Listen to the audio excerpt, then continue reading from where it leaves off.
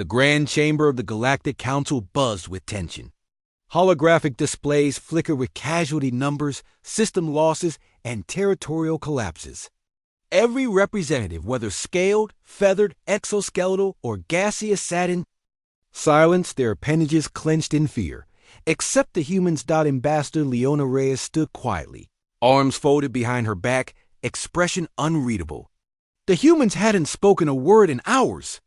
Not since the Council's vote.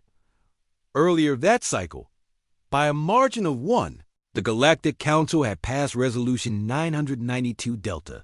Humanity was to be restricted from deploying further AI-integrated fleets across Council space.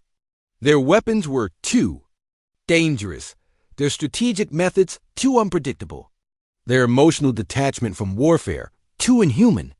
Reyes had not argued. She had merely nodded once. Then Earth's representative stood and walked out. No declarations, no dramatic threats, no trade suspensions, no military posturing, just silence. Some on the Council thought it was a bluff. Others were relieved. A few were smug. But within 3 solar days, everything changed. It began at Zereth Prime. Once protected by a Terran orbital net and AI defense grid, the planet was now vulnerable. Within an hour of the humans' withdrawal, a pirate armada breached orbit. The native Zeruthians cried for help. No one answered. Then came the KR-HL, incursion of hive mind species once subdued by Terran psychological warfare units. Without human jammers and illusion fields, their swarms tore through 3 colonies unchecked.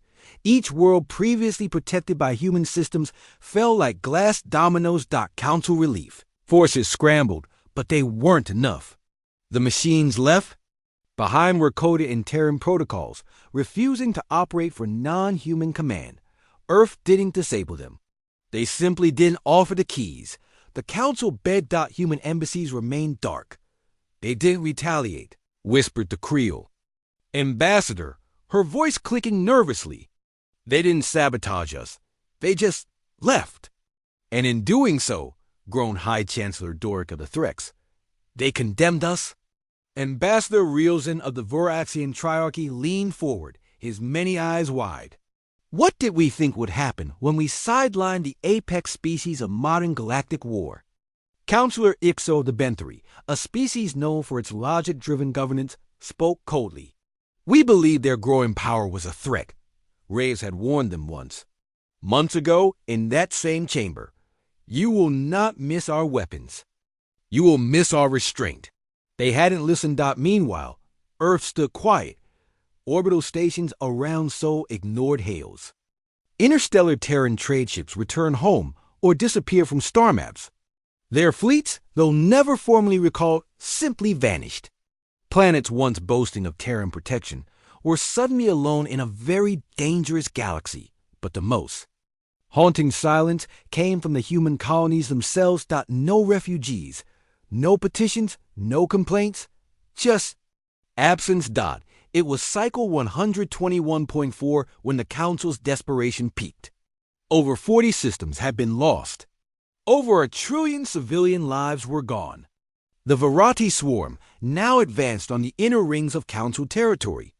The Council summoned an emergency assembly and begged for the humans to return. They sent envoys, bribes, threats, pleas. Earth did not answer. Until one day, a message arrived. It was not video, no voice, just text, relayed through an old channel. The Council had forgotten even existed. We gave. You feared us for it. We stopped. You suffer for it. Balance restored. Terran Alliance communication, some on the Council wept. Others fumed. But none could deny the truth. In their arrogance, the Council had feared Terran strength without understanding the price of Terran absence. They had demanded the line abandon the hunt only to be devoured by wolves the line had long kept at. Bay. 1 standard year later, the Council was no longer the dominant power in the galaxy. Border worlds had fallen.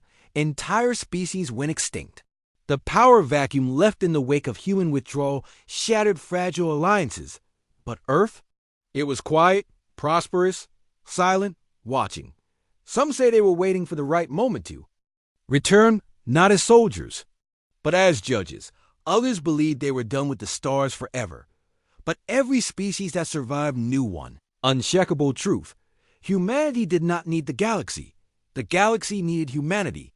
And when humanity walked away, the galaxy learned what it meant to suffer.